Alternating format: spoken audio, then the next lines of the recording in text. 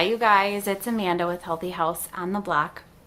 I am here with your weekly tip and way to create a healthy home environment for a building block for healthy life. We know that our homes are filled with man-made materials, products that contain toxins, and we don't do a very good job of ventilating our homes. We're going to talk about one way that we can really make our bedroom a healthy and safe space for us to sleep in. So this week is all about creating what I like to call a sleep sanctuary. It's a place where our bodies can completely restore after being around toxins and toxic materials all day long, and how we can create an environment that is conducive to sleep instead of one that hinders our sleep through body burden, toxic chemicals, and organic toxins, just a place that we can really restore our bodies. So I'm going to take you through some slides today. We're going to talk about why sleep is so important, what our brain actually does to flush out toxins while we're sleeping, and how we can create a space that has as few toxins as possible. There's a couple really tangible ways, and I want to encourage you that you don't have to do all of these. You can do just a few, or you can pick at them throughout time. I know we didn't change everything in our room at once. We ended up kind of taking our time and making changes as we went along. I think pick the easiest thing for you and your family or you and your spouse, and then slowly make plans to take care of the other items that I have on the list. So I have 5 items that you can take care of quickly, efficiently, easily. You might have to do a little bit of research to maybe look at new bedding or a new mattress. Otherwise, a lot of them are things that you can just do even today if you wanted to create a healthier sleep environment. So let's take a look. All right, you guys, I'm going to talk to you today about creating a sleep sanctuary. This is a term coined by the Institute of Building Biology, and what it refers to is a sleep space that is free from as many toxins as possible so we can let our body unburden while we're sleeping. So first, I want to just talk really quick about why your bedroom even matters. One of the biggest reasons so many products and articles focus on how to sleep is due to the fact that it's extremely important to our health and wellness. We know that poor sleep leads to a greater risk of high blood pressure, diabetes, stroke, obesity, heart disease, kidney disease. I have a study that links all of these things to poor quality sleep or like a deficiency in sleep. And so this is why our sleep matters so much. It's one of the biggest contributors to a healthy lifestyle. And when we get the proper rest and sleep, our body has time to repair itself from the day and repair itself from the stressors that we need to detoxify from. When you're rested, you can function at a higher level. And in fact, there's a study that I'm sharing on the blog this week that shows sleep helps our brain actually flush out many of the toxins we come in contact with while we're asleep. So improving your sleep environment can drastically change the quality of your day. And it really is true that your house can cause insomnia. When we don't know how to sleep in a healthy way, we're depriving ourselves of like a natural detoxifying habit, and then our health suffers. So one study that was done associates poor indoor air quality with a disruption of sleep. It's caused by like the small particles that get into our bloodstream from different chemicals and toxins, and those particles then affect the regulation of sleep within our brain. I believe we're on the 3rd study linked in this week's blog post if you're looking for the actual studies to read through them. And then the last study that I'm sharing shows that household habits, materials, and products can cause sleep disturbances. It can cause trouble falling asleep and chronic insomnia in children and adults just because of these toxic chemicals. So it's very important to keep our bedrooms safe, healthy, and as toxin free as possible. So I'm going to take you through the key elements to creating a perfect sleep sanctuary. So first, we need to focus on the humidity levels. Controlling the humidity level in a bedroom is a great way to ensure that organic toxins such as mold and mildew don't affect your space. Humidity is also important because any area that has high indoor humidity is an area that is conducive to dust mite reproduction. So the lower the humidity, the dust mites kind of end up dying off, which is very beneficial to our sleep and our health. High humidity in an area where you're staying for like a long period of time can also cause nasal congestion, which makes it really hard to fall asleep and stay asleep. It can cause snoring, mouth breathing, and those tend to be sleep disruptors. You don't want to pull all the moisture out of the air. If it's too dry, then your nasal passages, skin, and eyes are going to be just itchy and irritated. So we know that the ideal indoor humidity level is somewhere between 35 and 45%. You can monitor it with a humidity monitor and use mechanical venting like a ceiling fan or your whole house fan. That can help reduce humidity. You can run a dehumidifier if your room is like extremely humid.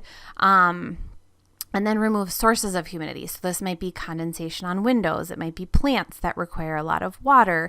It might be making sure that when you're showering in an attached bathroom, you have vented ceiling fans running, or you can sleep with windows or doors open.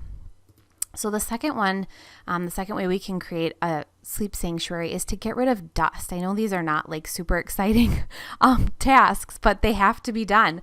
Dust is everywhere. And even if you feel like you have an extremely clean house, you have dust. And where there's dust, there are dust mites. The bedroom is a real problem spot when it comes to dust because we shed skin and we sweat when we're sleeping on our mattress. And so there's just more dust in these places most of the time. You might just kind of like shrug it off, maybe make sure you vacuum a little bit more. But there are some really good ways to get rid of dust mites. Dust mites are a serious disruption to our body's respiratory system, and their skin, whether dead or alive, is toxic to our bodies. So we want to make sure that we don't have dust or dust mites in our bedroom. Dust mites can cause an allergic reaction within our upper respiratory system. It can kind of give you like a runny nose, that hay fever feeling. They also cause irritation to the lungs and eyes as well as sneezing. And we do know that dust contains toxins as well. I have a whole post on that I have linked in this week's blog post. But some ways that you can, that's the microscopic chemicals I'm talking about. Some ways you can get rid of dust is to vacuum frequently. Don't forget the corners, edges, change your sheets, wash your bedding, wash drapery. You want to do this all in hot water. Drapery, I think you can get away with doing it every so often. Change your filter that you have in your furnace or your air conditioner. Vacuum vents, and then vacuum your mattress as well. Make sure that's clean.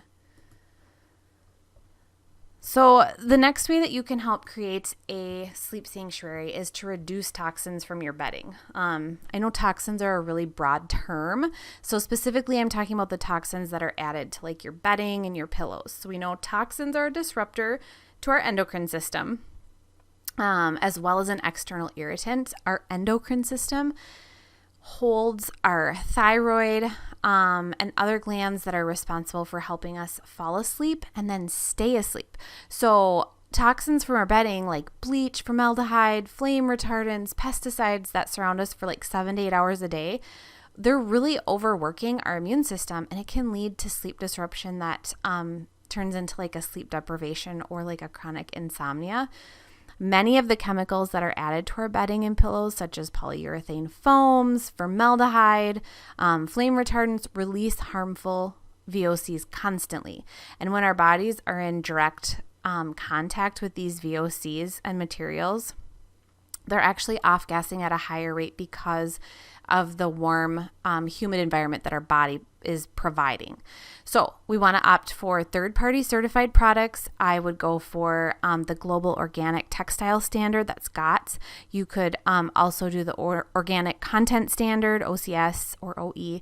And then there's the Okeotech Standard 100 label, which is on a lot of cotton bedding, Go for dye-free. Toxic dyes are completely unnecessary. You can find undyed fabric or like organic dyes that enhance the color and fibers, and that's going to be a better option. You also want to avoid wrinkle-free and bleached products. So anything that's labeled wrinkle-free often contains formaldehyde within the fibers of the fabric to keep it that way. So we want to avoid that. And then I linked a couple of my favorite organic bedding brands, organic pillow brands. All right, so let's talk about toxin-free mattresses. This is also imperative when you're trying to improve how to sleep. They're the biggest factor when it comes to toxin prevention. And if you Google it, you'll find like a plethora of blog posts and websites showing you the problems with our modern mattresses and the toxins that are added to them. One of the biggest ones is flame retardants. So typically they coat a mattress in it. Initially, this was a concept added to prevent a fire if someone fell asleep with like a cigarette or they didn't hear their smoke alarm. Mattresses that are covered in flame retardants can withstand like heat that is crazy. Generally, we don't need that much protection. And there are options out there that are natural flame retardants that have been approved. So they did some studies in mice and they found some really serious health issues. The mice that were exposed to the chemical toxin, their brains became super hyperactive, and a hyperactive brain really doesn't help us fall asleep. So we need to really be careful of that. We also need to be careful of the new polyurethane foams that they're putting in all the mattresses. They emit VOCs. We know that disrupts our endocrine system. We know that it's an external irritant. And those two things also don't help us fall asleep, and they're not good for our bodies. They're not giving us time to recover and restore to our natural state. So look for third-party certifications. That GOTS certification, GOLS, G-O-L-S, that's Global Organic Latex Standard.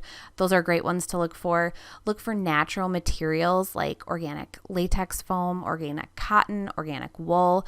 And then on the blog, I'm sharing my 3 favorite mattress brands that are pretty affordable that you can get yourself. And then the last one is avoiding EMFs. So in the case for like the link that your house can cause insomnia and sleep, there is a lot to be said for electromagnetic fields. There's a lot left that we need to figure out still. It's something that's always being researched, but you have to understand that our body has natural electromagnetic fields, and there's natural electromagnetic fields in nature. They vibrate at like a very low number of cycles, and so they don't affect us much in nature and naturally. But when we start using a lot of electronics and things like that, they start vibrating at a much higher rate, and it can disrupt the sleep process.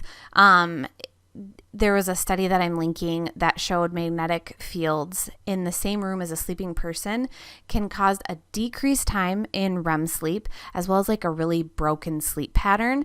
And then that same study also showed that EMFs disrupted the production of melatonin, which is what helps us fall asleep in the first place.